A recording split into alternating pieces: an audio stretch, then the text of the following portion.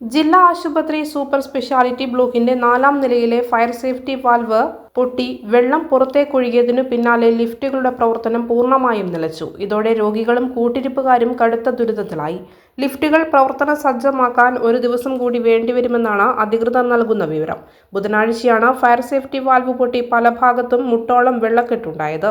Speciality ബ്ലോക്കിന്റെ 1-ാം നിലയിലെ ഒപികൾ, 2-ാം നിലയിൽ ഓങ്കോളജി വാർഡ്, 3-ാം നിലയിലെ ഡയാലിസിസ് കേന്ദ്രം, പുരുഷന്മാരുടെ സർജറി വാർഡ്, 4-ാം നിലയിൽ പുരുഷന്മാരുടെ മെഡിക്കൽ വാർഡ് എന്നിവയാണുള്ളത്. ലിഫ്റ്റില്ലാത്തതിനാൽ ഓർത്തോ വിഭാഗത്തിലെ രോഗികൾക്ക് ഡോക്ടർമാരുടെ അടുത്ത് എത്താനായില്ല.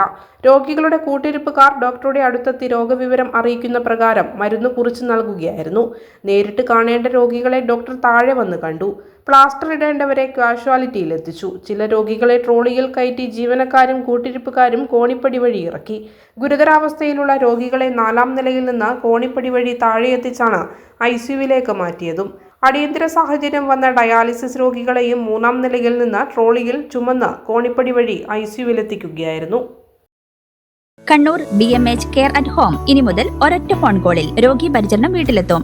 പരിചയസമ്പന്നരായ നഴ്സുമാരുടെയും ഡോക്ടർമാരുടെയും മറ്റ് വിഭാഗങ്ങളുടെയും സേവനം വിളിക്കൂ 9061 423 423. Baby memorial hospital, Kannur. BMH at home 9061 423 423.